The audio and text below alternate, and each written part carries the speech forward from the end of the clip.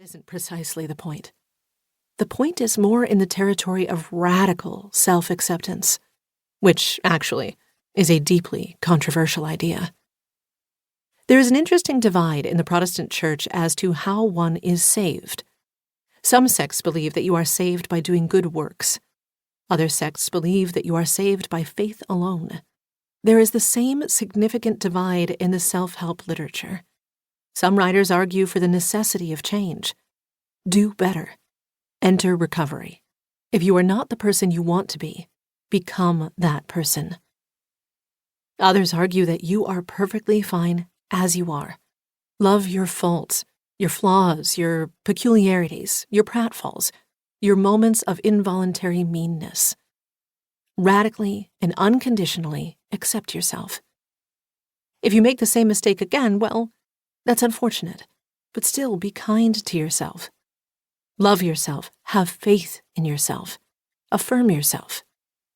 Period. Karen invites you to think about this fault line, the one between change and acceptance. Who knows what the answer is? But this book is a beautiful asking of the question. I am perhaps more in the camp of good works, and Karen is perhaps more in the camp of faith alone. And perhaps we would never find ourselves in the same congregation. But any given Sunday would find us wrestling with the same question. The question? How to be now, given the past. How to be now. How to be now. Authoritarian parents are real. They exist. They exist by the millions. They do real harm. They ought not to be excused because, or if, they have been harmed themselves. But that is its own separate question.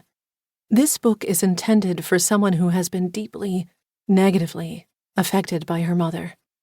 She can choose to love her mother or hate her mother, keep in touch with her mother or keep her distance from her mother. But all of those are separate questions.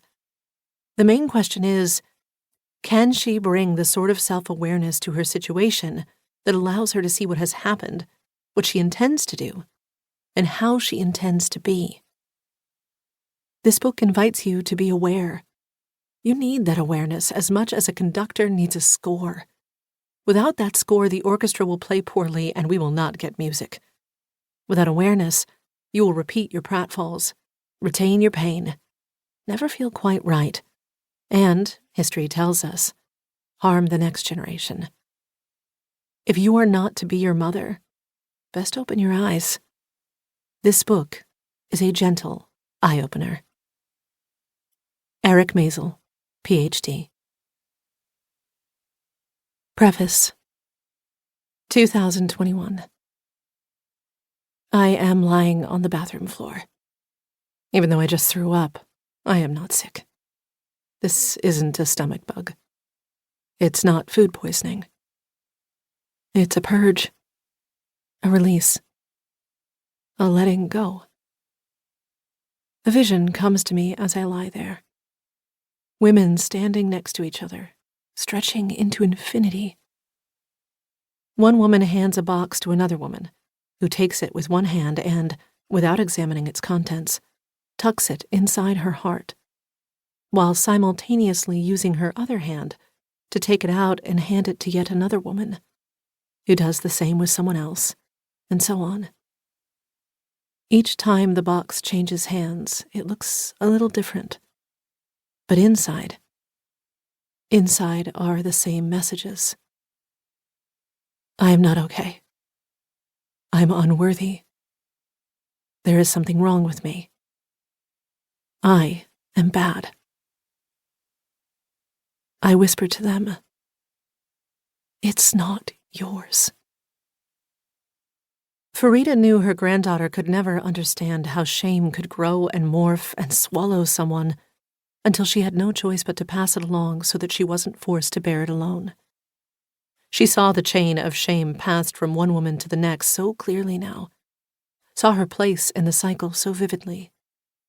She was seized to confess, at last, the fear that circled her brain in endless loops, that she would do the same thing to her daughters that Mama